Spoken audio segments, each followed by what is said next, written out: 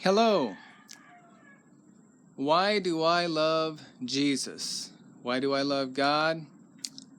It's because I believe that God loves me more than I love myself. I believe that God loves me more than my mom and dad do, my father and my mother. I believe that God loves me more than my wife, my spouse. I believe that God loves me more than my sons or daughters or cousins or relatives or family or anybody and everybody. I believe that God loves me more than anybody else in the world, in the universe. And I see that love demonstrated in many ways in my daily life. The fact that I was born and raised and have food and clothing and a safe place to stay. I just sense that God is caring for me. He promised, I will never leave you or forsake you. I believe God gave us a book, the Bible, to point out divine realities and truth that would really help us in our journey through life. And so I've been following this book, the Bible, for many, many years, 35 plus years, and I've been greatly blessed. And I learn more and more about God and His love as I continue to pray and study and as God continues to reveal things to me. Jesus Christ revealed God in His life. His name was Emmanuel, God with us. And He demonstrated the kindness, mercy, and goodness of God in everything He said and did. He said, if you've seen me, you've seen the Father. So this is how we interpret the world and our lives and everything that happens. It's through the lens, the glasses, through the perspective of Jesus Christ as God is revealed in love. I'm going to read a passage here for you in 1 John chapter 4. 1 John chapter 4, and starting in verse 8, he that does not love does not know God, for God is love. I'll go to verse 16. And we have known and believed the love that God has to us. God is love, and he that dwells in love dwells in God, and God in him. Herein is our love made perfect, that we may have boldness in the day of judgment. Because as he is, so are we in this world. We don't have to be afraid of the judgment. There is no fear in love, but perfect love casts out fear, because fear has torment. He that fears is not made perfect in love. Like Paul writes to Timothy, 2 Timothy 1, I think it is, where he says, God has not given us the spirit of fear, but of power and of love and of a sound mind. Continuing on here in 1 John 4, verse 19, we love him because he first loved us.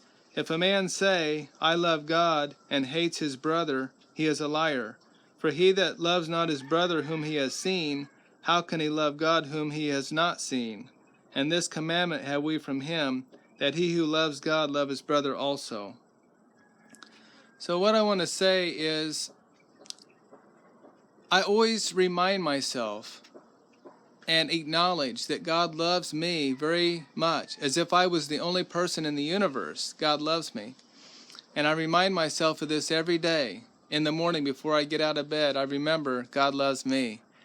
And that gives me motivation to go and do whatever I'm going to do, because I've got that foundation, that core belief, that knowledge that I am special, I am precious in the sight of heaven, in the sight of God. So no matter what goes on around me in the world, I always remember God loves me very much. And he loves you. He loves every single person as if you were the only one. And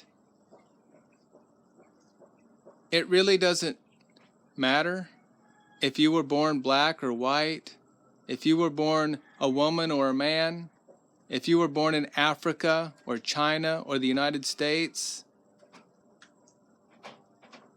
God loves each and every one of us. We're his creation. He made us in his own image and likeness, Genesis chapter 1. He made mankind, male and female, in his own image and likeness.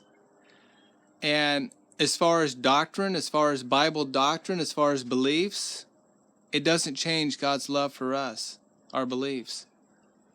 But what will help you is to believe the revelation that God gave in the Bible, because this is the foundational core teaching that shows us the love of God. We can experience it in our conscience, in our body, in the air, in nature, but the greatest revelation, beside all those, is the Bible. And that's where I've seen it defined so well. And it's defined in the Ten Commandments. You shall not murder, you shall not steal, you shall not bear false witness, tell lies, or be jealous and desire to have your neighbor's stuff. And so I just wanted to share that with you and how important that is. If there's one belief that you should have above all others, it's the knowledge that God is love and God loves you as a person. That's helped me so much with everything: self-confidence, self-love, love for other people. And it's okay to do random acts of kindness because God is a kind and loving person. And so when it's all about interpretation. When the Bible talks about the world was destroyed by a flood of water in Genesis chapter 6 and onward, we're quick to see God as destroying His creation. But that can be understood as the way the earth is being destroyed today. We have the crazy scientists, mad scientists. We have people that are right now poisoning the air we breathe, the food we eat, the water we drink, poisoning the oceans, poisoning the earth, destroying, building bombs to cause great destruction, murdering men, women, and children. Horrible things. But God has not forsaken us. And God is going to restore all things. Acts chapter 3, verse 21, that God has spoken by the mouth of all His holy prophets since the world began, that there will be a restitution, a restoration of all things.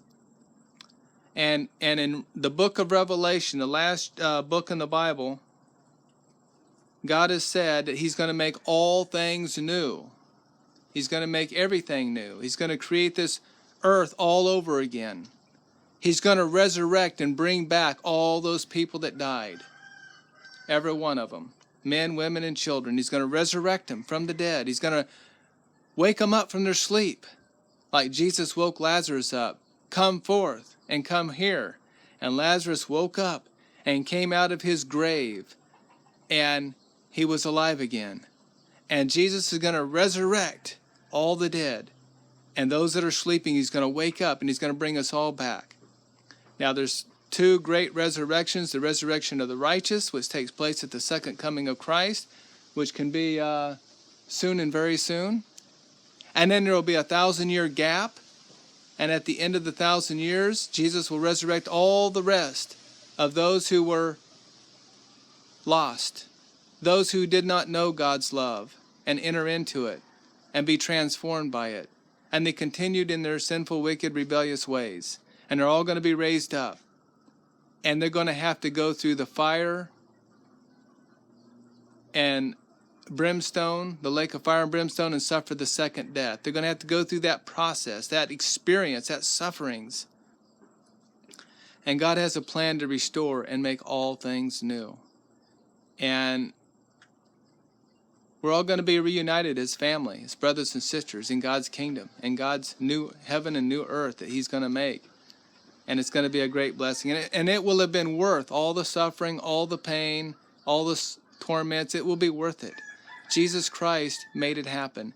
In His personal sufferings, in His personal torture and pain and death, Jesus Christ made it possible to bring all things back, reconciled, reunited, and restored in the time to come.